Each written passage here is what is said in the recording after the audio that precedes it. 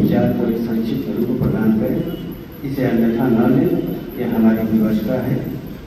आदरणीय आशुतोष अर्थव जी, कृपया पधारें। स्वागत है।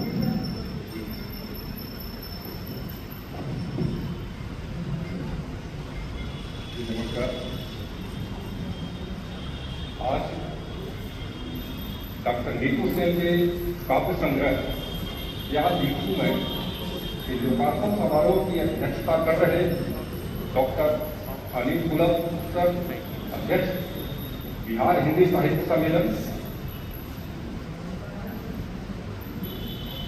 मुख्य अतिथि के रूप में हम लोग के बीच में मंचासीन पद्मश्री डॉक्टर आर.के. जी साहब, पूर्व कुलपति उद्घन विद्वान, जैसा कि आप लोगों को बताया होगा, हम लोग पहले से नहीं जानते थे। डॉक्यूमेंट ऑफ इंडिया है, पद्मश्री से सम्मानित है, मतलब उनकी उपलब्धि में जो कुछ भी कहा जाए हमारे ऐसा अद्भुत कम ही कहा पाएगा, इससे ज्यादा बड़ी उपलब्धि उनके पास है। नागेंद्र कुमार सिंह, पूर्व महाप्रबंधक ओरिएंटल बीमा निगम एवं अन्य गणमान्य लोगों के साथ मीडिया वालों को भी बहुत बहुत आभार, जो इस क्षण को खास बनाने के लिए उपस्थित है। डॉक्टर नीतू जी की काव्य संग्रह क्या लिखूं मैं विश्वव्यापी बोधक से शुरू होता है। उस कविता में जब पढ़ेंगे तो प्रश्नवाचक पे आता है, उसके बाद उनके मन का जितना भी द्वंद्व है, अश्लीलता लिखूं, सच्चाई लिखूं, मतलब जितना भी ये कल्पना कर सकते हैं वो लिखें। पूरी कविता को अगर आप पढ़ेंगे, इन्होंने विज्ञान के स्टूडेंट होते हुए अपनी विज्ञान पे तो जो इनकी पकड़ है वो तो लिखे ही है।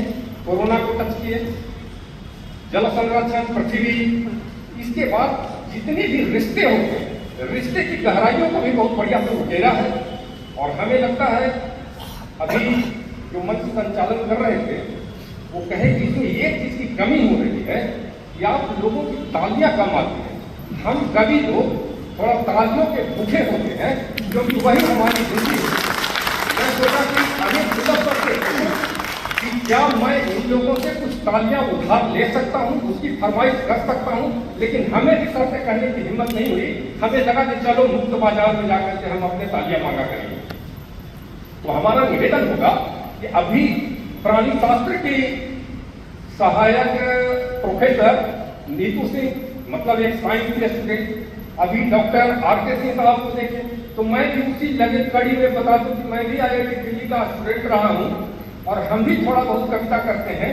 हमारी कविता तो जी आप लोग में से कुछ लोग हमारे परिचित नहीं हैं, तो बस ताली बजा दीजिए, वही हमारी वही बात कि आप लोगों से जो पति पत्नी के बीच में आए होंगे, वो पत्नी को देख के अगर ताली ना बजा रहे हो तो मेरी एक घोषणा सुन लीजिए, जिससे आपको थोड़ा सा हिम्मत पड़ेगा कि मैं अपनी पत्नी के सामने सुना रहा हूं, तो आप ही सुना लीजिए, उतना डरने की जरूरत नहीं है।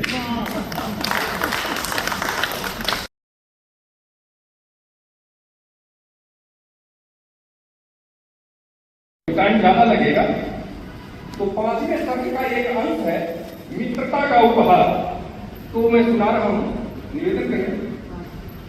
ये प्रसंग है, इसकी पृष्ठभूमि ऐसा है कि पृथ्वीराज चौहान को मोहम्मद गोरी धोखे से अपने कब्जे में कर लेता है, उनको आंख निकाल लेता है। उस प्रसंग के बीच में है कि जब चंद्रवरदाई गोरी को पृथ्वीराज चौहान की जो अलौकिक क्षमता थी शब्द भेदी बांध चलाने का, उसके लिए वो मनाता है। उसके बाद का मैं प्रसंग आपको सुना रहा हूं कि अपनी मेधा बुद्धि से मूढ़ गोरी को मना लिया, शब्द भेदी प्रदर्शन हेतु गोरी को मना लिया। धरती पर शब्द भेदी बांध चौहान ही साध सकता है अनुभव, मरने से पहले आपका मन हट सकता है। ऊंच आसन पर गोरी बैठा, नीचे सभी सभासद बैठे। ऊंच आसन पर गोरी बैठा, नीचे सभी सभासद बैठे। अंतिम बार धनुष बांध ले, पृथ्वी पर पृथ्वी बैठे।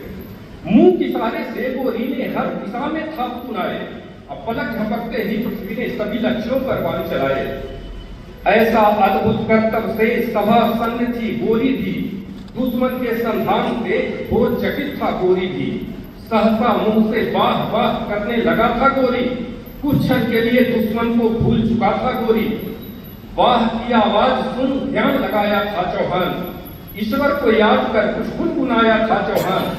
उसी समय मौका पाकर बरदाई दोहा पढ़ा, हिंदी में दोहा अनंत, पर इस जैसा नहीं कोई पढ़ा। 4 हाथ 24 गज अंगुल अष्टप्रमाण, ताव ऊपर सुल्तान है मत चुको चौहान। सटीक इशारा पाकर किया ईश्वर का ध्यान, जब तक लोग समझ पाते वान किया संधान। चौहान का एक वान किया गोली का काम तमाम, आसन से गोली गिरा सभा में मच गया कोहराम। चंद्रवरराय दौड़कर पृथ्वी को गले लगाया, दुश्मन की मरने की खबर कान में बताया, क्योंकि वो तो अंधे हो चुके। राजन समय नहीं है अभी दुख और खुशी जताने का, अब वक्त आ गया है सीधे पर रोक सिखाने का।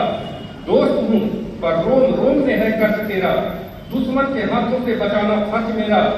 धरो इसका ध्यान अब वक्त हुआ है पूरा, 1000 साल लगेंगे जो तुमसे रहा अधूरा। और एक खंजर बरदाई पृथ्वी के सीने के पार किया, और उसी खंजर से खुद भी मित्रता का उपहार दिया। धन्यवाद भी हमारी चर्चा। हमें जब सुना रहे थे, सिलेक्शन तो मेरा अपना था, जब सुना रहे थे तो हमें लगा कि एक तो इन लोगों को ताली बजाने के लिए कहना पड़ता है, दूसरा हम इतने गंभीर विषय लेकर के आ गए कि जहां थोड़ा बहुत ताली बजाना मैंने बताया था, सिखाया था, वो फिर से गंभीरता में आ गए। तो मैं आपको फिर से वापस, चूंकि बाकी लोगों के लिए भी आप उसी उत्साह से ताली बजा सके। कविता है जीवन साथी, वो आप लोग पढ़ेंगे उसमें उन्होंने लिखा है कि मतलब हस्बैंड वाइफ का रिलेशन तो दुनिया में सबसे अजूबा है, जिसको कहा जाता है कि हर लोग युद्ध लड़ता है, लड़ाई लड़ता है, किसी न किसी लोभ के लिए, किसी न किसी मोह के लिए, किसी न किसी उद्देश्य के लिए। भारतीय समाज में एक हस्बैंड वाइफ ही है जो गीता के उपदेश को पढ़ करके बिना लक्ष्य के प्राप्ति के लिए बस कर्म पे ध्यान देके कि लड़ने के लिए लड़ना है, इसलिए लोग लड़ते रहते हैं।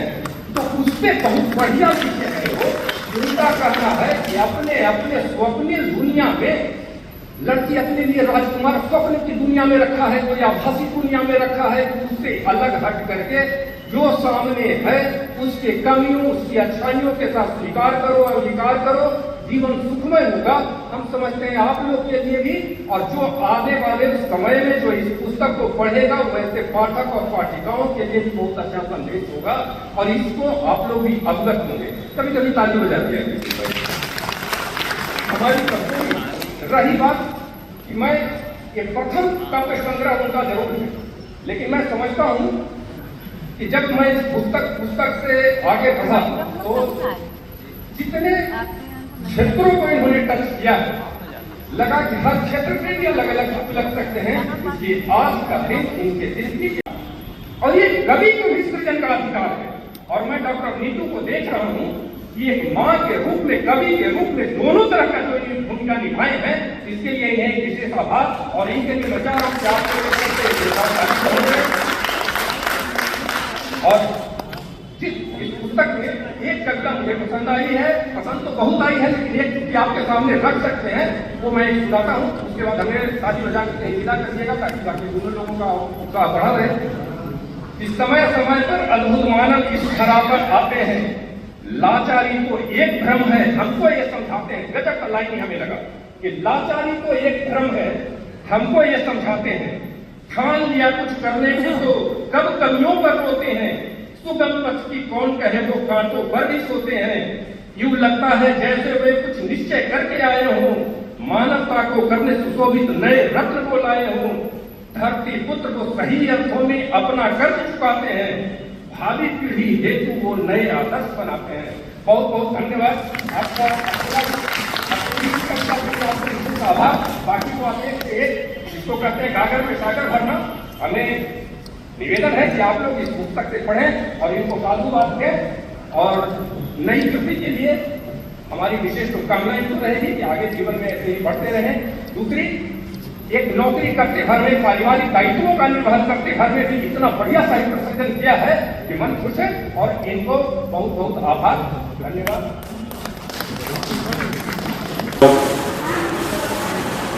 मुझे यह कहते हुए खुशी हो रही है कि नीतू सिंह का यह संग्रह उनके दिल के भीतर की बेचैन छटपटाहट की अभिव्यक्ति है। शीर्षक क्या लिखूं मैं। आज जब समाज में इतनी विसंगतियां हैं, विद्रुपताएं हैं, तो रचनाकार के मन में यह आंदोलन छिड़ा हुआ है कि वह क्या लिखे। और ये प्रश्न भी ये खड़ा हो जाता है, क्या लिखूं मैं, क्या लिखना जरूरी है। वह क्या लिखे उसके विवेक पर निर्भर करता है। और जिस रचनाकार के पास दृष्टि होगी